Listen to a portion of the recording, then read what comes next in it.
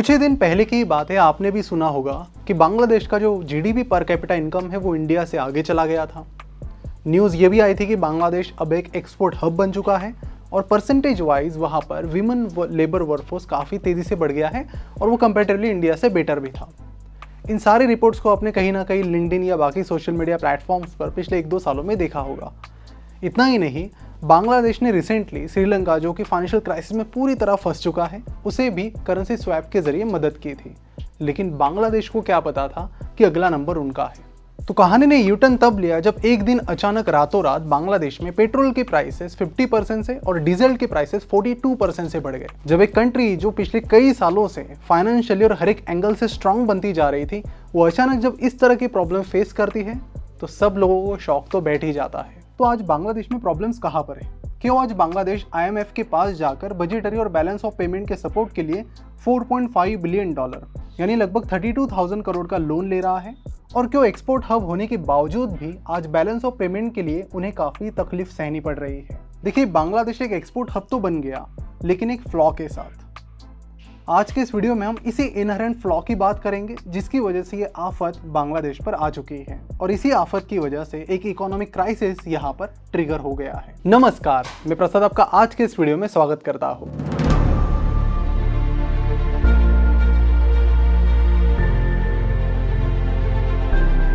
तो सबसे पहले हम बात करेंगे उस इनहेरेंट फ्लॉ के बारे में और उसके लिए हमें बांग्लादेश के इतिहास में जाना होगा।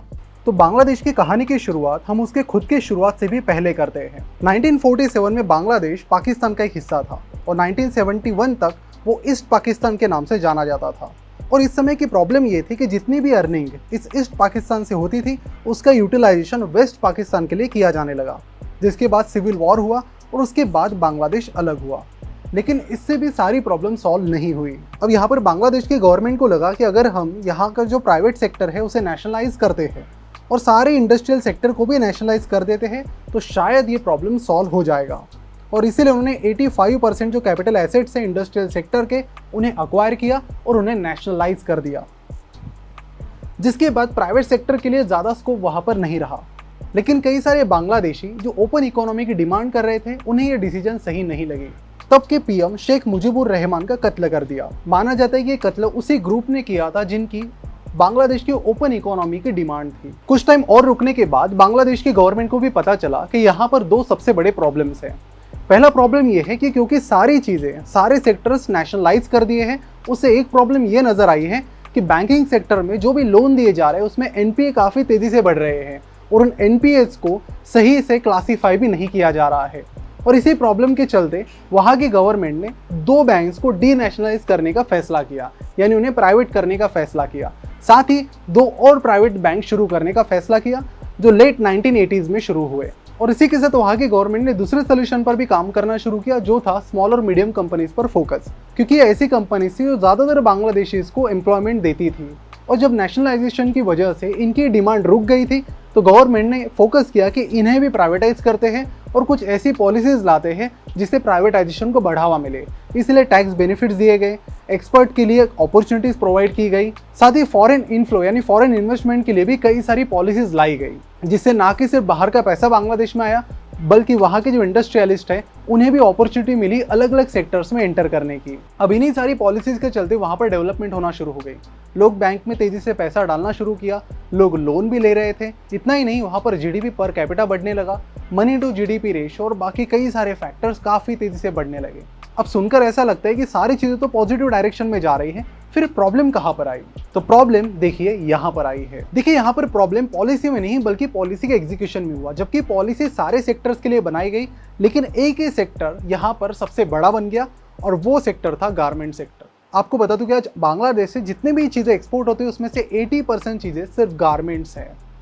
तो ऐसा क्या हुआ कि सिर्फ गारमेंट्स सेक्टर पर ही बांग्लादेश ने फोकस किया और बाकी सेक्टर साइड में रह गए और फिर बाद में यही ओवर डिपेंडेंसी बांग्लादेश के लिए बहुत महंगी साबित हुई। देखिए, गारमेंट सेक्टर पर इतना फोकस करने के पीछे 2 रीजंस थे। पहला तो ये था कि बहुत पहले से बांग्लादेश जूट और फाइबर एक्सपोर्ट करता आ रहा है और दूसरी चीज़ कि गारमेंट इंडस्ट्री के लिए आपको मॉडर्न इकोनॉमी होने की ज़रूरत नहीं है, आप नॉर्मल इकोनॉमी के चलते भी ये सारी चीज़ें कर सकते हैं।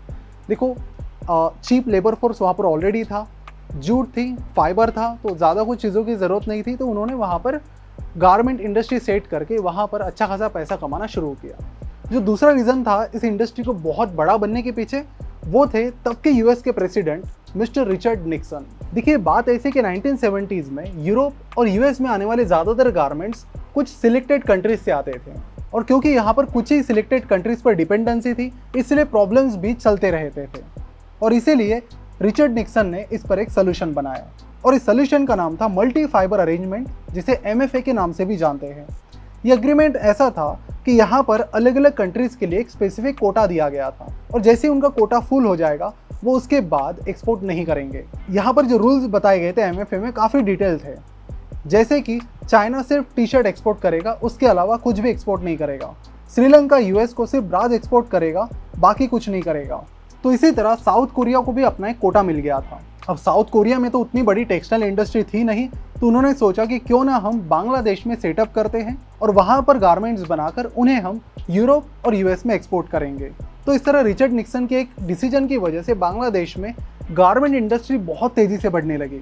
आपको बता दूं कि 1978 में पहली बार रियाज गारमेंट्स ने 10,000 शर्ट्स पेरिस को एक्सपोर्ट किए, और इसी चीज को देखकर इस सेक्टर में बाकी कंपनीज भी एंटर करने लगी। बाद में देश गारमेंट नाम की कंपनी ने उस टाइम $1.3 मिलियन इन्वेस्ट करके अपनी एक फैक्ट्री बांग्लादेश में शुरू की, और जल्दी 1984-85 तक इन फैक्ट्रीज की संख्या 632 हुई, और 1999 तक ये नंबर 2900 हो गया। तो बस गलती यहाँ पर ये हुई कि एक ही सेक्टर यहाँ पर बढ़ता चला गया, बाकी कोई भी सेक्टर नहीं बढ़ा। मिस्टर वॉरेन बफेट कहते हैं कि कभी भी आपको अपने सारे एग्स को एक ही बास्केट में नहीं रखना है।